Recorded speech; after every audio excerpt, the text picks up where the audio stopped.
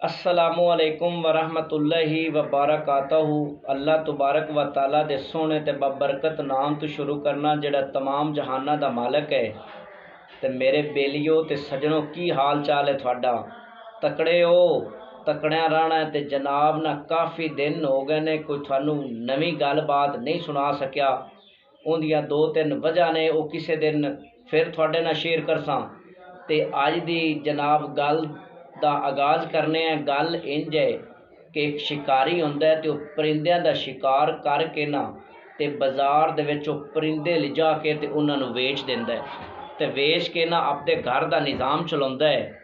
ते उनकी रोज़ाना की रूटीन जिहड़ी है वो यही हुंदी है। ते एक दिन वो ना परिंदियां दा शिकार कर रहा हुंदा है ते काफ़ी सारे परिंदे पकड़ के ना ते बाज़ार विच ले जांदा है ते उत्थे अपनी आवाज़ लाउंदा है, बोली मारदा है ते मार के ना परिंदे वेचण की कोशिश करता है।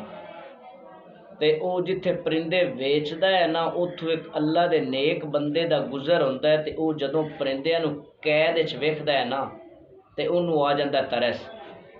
वो अल्लाह दा नेक बंदा आंदा क्यों ना मैं परिंदे इहदे तो खरीद के ते इन्हां नूं आज़ाद कर देवां। ते वो शिकारी कोल चला जांदा है ते शिकारी कोल जा के ना ते परिंदियां दा भाव मुकाइंदा है, खरीदण की कोशिश करता है। तो शिकारी ते उस अल्लाह के नेक बंदे की डील हो जाती है तो अल्लाह का नेक बंदा सारे परिंदे उनके तू मुल खरीद लेंदा है। तो जदों मुल खरीद लेंदा है ना तो उन्होंने परिंदियां नूं लेके टुर पाउंदा है। तो जदों चलदा है ना तो उनका दिल करता है भी इन्हां नूं मैं अगर इत्थे उड़ावां ना तो इन्हां नूं फिर शिकारी पकड़ लेना है। इन्हां नूं कुछ गल्लां मैं सिखा देवां। उन्हां नूं घर ले जांदा है ते घर जनाब ना उन्हां नूं सिखावण की कोशिश करता है। दिन काफ़ी लंघ जाते ने, गुजर जाते ने ते उनकी मेहनत रंग ले आउंदी है। वो जनाब परिंदियां नूं कुछ गल्लां सिखा दिंदा है ते वो गल्लां सिखाउंदा की है? वो गल्लां ये सिखाउंदा है परिंदियां नूं कि आपां बाग विच सैर करन नहीं जाना। जे अगर खुदा निखास्ता आपां तू रुकिया नहीं जाता, आपां तू खड़ोतिया नहीं जाता, तो अगर आपां बाग विच वग गए तो आपां शाख ते नहीं बनना। दो हो गईयां। ते तीसरी गल वो करता है कि अगर असी शाख ते बह ही जावीए तो जदों बाग दे विच शिकारी आवेगा उन्होंने असी वेख लवांगे तो असी शाख तो उड़ के ते दूर नस जावांगे। ये तीन चार गल्लां वो जिहड़ा अल्लाह दा नेक बंदा परिंदियां नूं सिखा दिंदा है तो परिंदे बोलना शुरू कर दिंदे ने। ते वो अल्लाह दा बंदा उन्हां नूं एक एक करके परिंदियां नूं उड़ा दिंदा है। ते जदों उड़ा दिंदा है ना ते अगले दिन शिकारी शिकार करन जांदा है परिंदियां दा। ते जदों बाग दे अंदर जांदा है ना ते परिंदे दरख्तां दी शाखां ते बैठे हुंदे ने, टाहनियां ते बैठे हुंदे ने ते वो ये गल्लां गुणगुणा रहे हुंदे ने।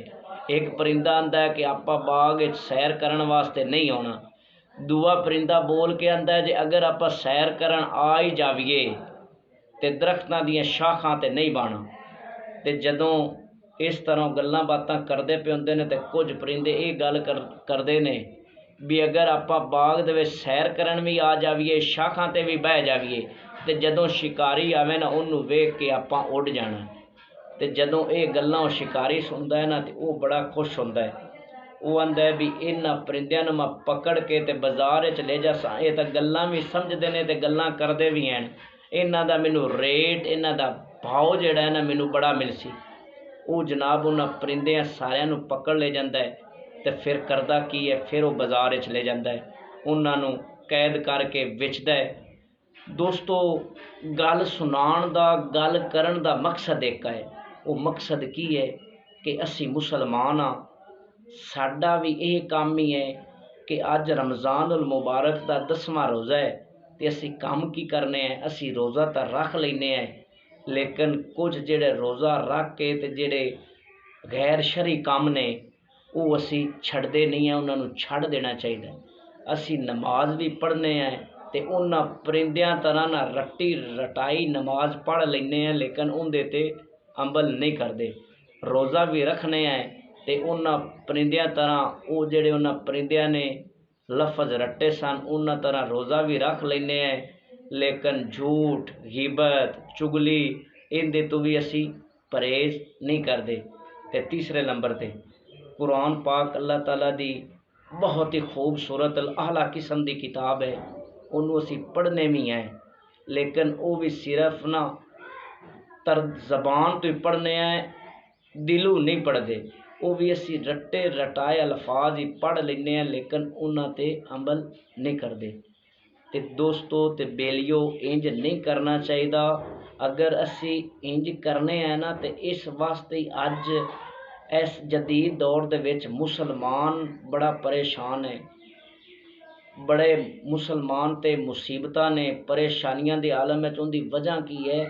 ਕਿਉਂਕਿ ਅਸੀਂ ਜਿਹੜੇ ਲਫ਼ਜ਼ ਰੱਟੇ ਰਟਾਏ ਨੇ, ਉਹਨਾਂ ਨੂੰ ਹੀ ਲਫ਼ਜ਼ਾਂ ਨੂੰ ਹੀ ਦੁਹਰਾ ਰਹੇ ਹਾਂ, ਉਹਨਾਂ 'ਤੇ ਅਮਲ ਨਹੀਂ ਕਰ ਰਹੇ। ਤੇ ਇਸ ਤਰ੍ਹਾਂ ਨਹੀਂ ਕਰਨਾ ਚਾਹੀਦਾ।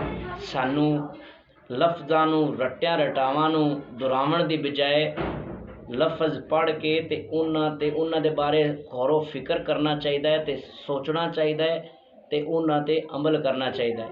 ਤੇ ਅੱਲਾਹ ਤਾਲਾ ਮੇਰੇ ਬੇਲੀਆਂ ਤੇ ਲੱਗਦਿਆਂ ਨੂੰ ਖੁਸ਼ ਰੱਖੇ। ਅੱਲਾ ਨਿਗਹਿਬਾਨ।